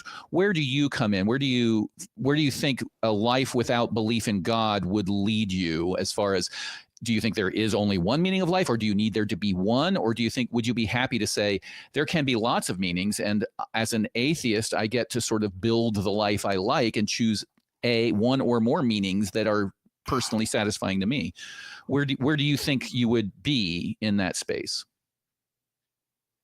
Well, I would approach it mathematically, where if your life is finite, and then when it's over, it's over. And as time rolls out, as far as the heat death of the universe, et cetera, your life becomes smaller and smaller and smaller compared to time rolling out, which it approaches zero, which mathematically makes you meaningless. You can say, you can prove it mathematically. Let's define. Hold on. We're running past a point. No, I think I just identified a problem here. Right. Are you looking for a meaning in life, or are you looking for meaning in the afterlife? All the above. All the above. Okay, so let's take a step backwards. And could you define meaning? I think there is no meaning unless it goes on forever. No, my question was, after 80 years, my question, hold on. I'm not trying to not let you talk, but I do want to, I think this is the key point of conversation. When you say meaning in life, what do you mean by the word meaning? What does that mean? I mean, why are we here? That's not a definition. Have fun with your life. I mean, yeah, but that's the meaning of life. Is like, why are we here? Science has a tough time with that one. That's what cross-examiner is asking you. Why do you think we are here? Well, not necessarily. I mean, let's go back to what I just quoted, The Hitchhiker's Guide to the Galaxy, right? Okay. They build a giant computer and ask it the question, what is the meaning of life? And it thinks for billions of years and says the answer to this question is 42. And then they realize, I need to build another even bigger computer to say, what is the question of life? So I'm still stuck on understanding what you might mean by meaning. Do you mean purpose? Do you mean rules dictated you from an external source? Do you mean something that gives you satisfaction? What do you mean by the meaning of life? Yeah, I mean, that's a heady question. It's not 42. You can agree with that, right? Right. It's at least 43. I mean, and I loved watching that, by the way. I was like, that's hilarious. Read the books then. You'll love it even more. Yeah, the books are amazing. Yeah. Yeah, we make jokes about it at the office and all that. 42, when you don't know the answer. But so what do you mean by the meaning of life? You said, I think you answered that by asking a question like, what's it all for? What's the purpose? But do you mean that the meaning of life is the thing that gives you purpose? And does that, if so, does that mean that thing needs to be told to you externally, or can you come up with that on your own? I think externally I came across it. I don't think I thought of this. I definitely didn't think of it first, but the only thing I can think of is that we're meant to live forever and have relationships with other people and God. That's it. So that's what you think is. Is that what you think currently? You are convinced that is the meaning of life, is to live forever and be happy. I'm not trying to trap. I'm just trying to understand what your position is. I think we were created to have relationships with each other and with God, and the only way that's meaningful, if that lasted only 80 years, that wouldn't be meaningful either. It's got to last forever for anything. And what do you, we're back then again to what do you mean by meaningful? When you say it wouldn't be meaningful, what do you mean by that? I think we're stuck on that. I think what you're saying is, what I hear you saying is, I wouldn't like it. But that's not the same thing as being meaningful. Yeah. Some things make you happy, temporary. I mean, things that just satisfy, like a good friend. It's very satisfying. Do I need now? And I have to be able to experience that infinitely to have meaning in my life. I don't understand the like live forever thing. Is that inherent to having meaning? And I thought about it. If it doesn't last forever, whatever it is, it's pretty much meaningless because then it's over. And it gives it more meaning. It gives it even more meaning because we're only here for a small, finite time. I want to jump back and say we just sort of contradicted the definition of meaning here. Okay, so I think we need to refine what you say by meaning, because you keep coming back to meaning and saying it's meaningless if it doesn't last forever. Previously, I asked, when you say meaning, do you mean that it's something that makes you happy, something you like? And I think you latched on to that, if I read the conversation correctly. So is that correct? That something is meaningful if it is something that gives you joy? There's a difference between happy at that short term. It's got to be a deep, satisfying joy. And the only thing that does that, it's not alcohol, drugs, or any money. It's relationships with people and God. Okay. That's it. So then what you are saying is, I'd like to hear your thoughts. So that what you've got two levels then. You have deep, meaningful relationships, which you decide or you identify as something that you believe is the meaning of life. And then there's a separate question of what if those relationships end? And like you said, mathematically, that means I'll have been a tiny bit of carbon that was here for an instant and gone. Does that mean that your life had no meaning? Or does that mean that the point of the universe is there is no point? There's a lot of like sort of despair that I'm hearing from your call about mortality. So I think that using the language of meaning in this particular sense can be confusing, which is why I'm taking a little bit extra time. But I agree with Kelley that I don't think that saying because I won't live forever, my life has no meaning. I agree. It means it's the one and only life I have. So it's the most important thing ever. It is the most meaningful thing I have. I get to choose how I live my life, and I don't want to waste it doing a bunch of stuff that I don't enjoy. So while I am here, it means a lot to me. And it means a lot, it appears to mean a lot to the people that I am friends and family with. What I hear you saying is that's not enough, that you get depressed, sad, and forlorn when you contemplate dying and not being able to use the old analogy. You really, really, really like being at the party. And at some point you realize you're going to have to leave the party. And that makes you very sad. Is that where you're at? Not even close. I don't like parties that much. I just like hanging with my friends. I'm not forlorn or sad. I'm not going to get scared into being a Christian. You can't dangle me over the pit of hell. I shake my fist at God. None of that. I'm not afraid of dying. It's just I didn't use the word afraid. I meant to say the analogy about parties was just to say you're really enjoying life right now, and you get depressed or sad, or you don't like the idea of it coming to an end. That's I think what I'm hearing from you. To quote Mark Twain, I'm not afraid of dying either, but I don't want to be there when it happens. That's a good one. I like that. But no, I'm just saying philosophically, mathematically, you can prove your life is meaningless. 100 years from now, no one's going to know you. They might have a video or a picture. I think care. I understand your argument about the mathematical part, that, hey, anything that exists, if you start putting it into infinity, is practically zero, but it's not zero. It approaches zero as you approach infinity, but it's not zero. So any meaning that it exists still is there. The fact that it's a tiny, tiny, tiny, tiny, tiny portion of all existence doesn't change that it was there and that it gave meaning to you and to other people. So I don't necessarily agree with your math there. because we know that there's always going to be some numerator there over a very, very, very, very large number. But I know it's late. I'll just sum up by saying I personally find meaning in the same things that you do.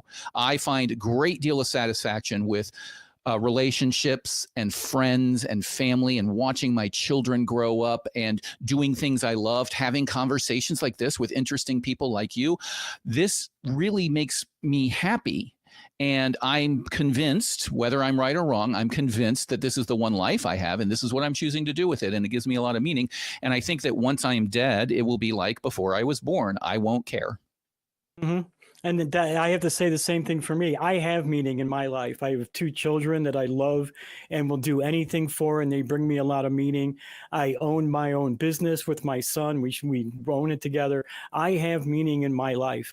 I like to do political activism, environmental activism, religious activism. I do things to make my life meaningful. And I think that's something that everybody has to do. And in my eyes, my life is that tiny, finite little spot in all of eternity. So I have to make the best the best of it that I can. I only have this little short time, this little tiny short time to use, and I want to do the best things that I can for myself and the people around me that I love, and for everybody, and in fact for the world. Because it all starts next to you, but it fans out. It's like the butterfly effect. I often like to say each small candle lights a dark corner of the world. Nice. And that helps me get meaning. So I hope this helped you understand our take on it, Mike. Yeah, that's all wishful thinking. I mean, think about it. But everything you said is like 1,000 years from now. It's not wishful thinking. It's what I'm doing. I'm not wishing. I'm not wishing. Yeah, Mike, I'm not wishing this. I'm doing this. Yeah, and I think I would caution you to be a little careful about that, because asserting that that's wishful thinking is underneath asserting that we're lying to you about how we feel and what we get reward from. I honestly believe what you're telling me. I would ask that you don't assert that I don't get meaning out of my own life and that I don't feel content with what I'm doing and that it doesn't give me satisfaction. So maybe that's not what you meant by saying it's wishful thinking, but that is literally what I think about the topic. Yeah, well, we're all running around trying to get meaning, and that's good. And then it's over, and yep. And then it's over. It's worth your while. And that's why we're trying to get the most meaning now. Yeah, as a famous movie character once said, you can get busy living or you can get busy dying, and I'm going to get busy living. Well, I'm saying look harder on how you got here, why you're here. We didn't cover any of those questions. We have no time, but don't give up on God. And there's a million ways that God's abused by all these stupid religions. There is a right way. Just keep looking. That's all I'm saying. I will point out one more time that you telling me to look harder is sort of assuming you know how hard I've looked. And I would appreciate it if you didn't do that. I've been looking for 45 years and I haven't found it yet. So, yeah. Well, but you're correct. I mean, a lot of people say if there's a God, I'm not going to follow him if I got to follow his rules. And that's a fair statement. You can do that. That's free will. A lot of people do that. That's not what I said, though. Yeah, that's not our position. My position was you just said you need or look harder, which implies you know how hard I've looked. And I'm asking you not to do that. Basically, don't put words in my mouth. No, I didn't mean to do that. I meant either you already know what God's about and you're like, no thanks, and a lot of people do that, or maybe you've seen so many just poor representations, people lying and hypocrites. No, it's neither one of those. It's neither one of those, Mike. I have never seen any convincing evidence that any God, not just the one you believe in, but any God is true and real. That's why I don't believe in a God. It has nothing to do with I've heard it and just don't accept it. I have never, ever seen any unambiguous empirical evidence that any God has ever existed or that anything supernatural has ever happened. Yeah, and same here. That would be my position. And maybe, Mike, if you could call back another time, we could get into that, because really the core question seems to be that you are assuming, maybe rightfully so, maybe not, that if we were exposed to the right experiences and or information, we would become convinced of a God, and that would somehow mean our lives were meaningful. So we don't have time to obviously dive into that today, but that seems to be what your assertion is now, to say that, well, if you don't believe in God, then obviously you haven't been exposed to the right information, data, or experiences. So I really appreciate you calling. It's a really healthy conversation, and I really appreciate how you approached it. Yeah, and you know what? I want to suggest that I filled in for J Mike today, and I think you would have a really, really good conversation with J Mike. No doubt. Be an easy name for you to remember, Mike. So maybe next time that he's hosting, you give him a call back and talk to him about this. I think he would really love to get into this conversation with you. I really do. I'm laughing because I can hear him screaming at the screen right now if he's watching. Like, you need to say this. Or... yeah, fuck you, Kelley. No, Mike's an awesome guy. Yeah, thank you for calling in, Mike. I really appreciate Mike, it. Thank you so much. And I think we're going to wrap it up. And I want to remember we're over time, so let's end the show, I guess. Okay, we do have 2 more super chats, I think. Okay, let's do those. And I got 2 more things I want to say too besides that. So go ahead, you start. Alishana Silverbow said, for $5, thank you. Because I love chaos, does pineapple belong on pizza? No, I think it means you come from the pits of hell, is what that means. That's a travesty. I'm kidding. Thank you for the donation. I never liked pineapple on pizza. And then I tried it with American bacon and jalapeno peppers, and it was one of the best freaking pizzas I ever had. Wow. So, nice. See, there we go. You were a pineapple atheist, which meant you weren't convinced that it would be good on pizza. And then you got some evidence, some experiences that convinced you. I had it on pizza before. It just wasn't in the right combination, I guess. Nice. So. Good point. Okay. I need to investigate some more. So Antoinette Baker, new member, gave us $2 with no message. Thank you very much, Antoinette. Appreciate that. You. I talk and see Antoinette around the chat all the time. Yeah, thank you for both donating and becoming a member. And I want to do a big thank you to Dr. Ben for helping us out tonight. 100%. Dr. Ben came in and on the spur of the moment came in and was our backup host while I stepped up to take J Mike's place. So thank you so much, Dr. Ben, for doing that for us. And I want to remind everybody that the prompt for next week is wrong answers only. What was God's motivation to flood the earth? Get your answer in the comments below, not in the YouTube chat, and it might be read at the beginning of next week's episode. And always, we want to hear from you. Write us at tv@atheist-community.org and tell us what you like about the show and don't like about it. And I want to thank you so much for joining me here today. Oh, actually, absolutely. Thanks for coming on with me, as are you. I always love working with you. I love the calls we get, and I love the approach that the Atheist Experience has been taking, which is we are genuinely interested in these conversations. I hope that you can see through what Kelley does, and I try to mimic, that we are interested in these conversations. We just have to be careful about them, because theoretically, it's the most important conversation you could ever have. So defining terms, going slowly, finding out where we agree and disagree is very important. And if you're just calling in to preach or proselytize about any subject, that doesn't really help anybody. But these callers that call in to struggle with questions and definitions and understanding and emotions is really demonstrates that the human condition is to be struggling with these questions all along. And if we can participate in that conversation, I think we help demonstrate the title of the show, The Atheist Experience, is to be very, very similar from everybody else's experience. We just are not yet convinced about a God. That's the only thing that differentiates us. Mm-hmm. Okay, and we're going to keep the party going in Discord, the ACD, the Atheist Community at Discord. So join us there in the after show, and join us here next week for the next live episode at 4:30 p.m. every Sunday Central Time. Bye-bye, everyone.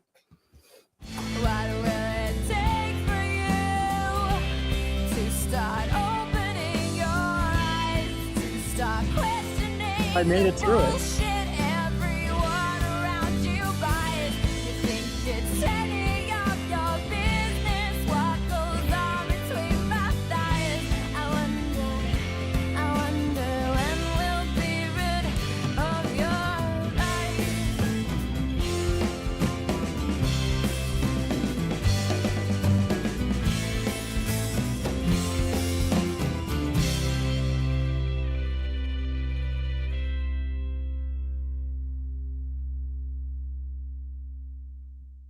Watch Talk Heathen live Sundays at 1 p.m. Central. Visit tiny.cc/YTTH and call into the show at 512-991-9242 or connect to the show online at tiny.cc/callth.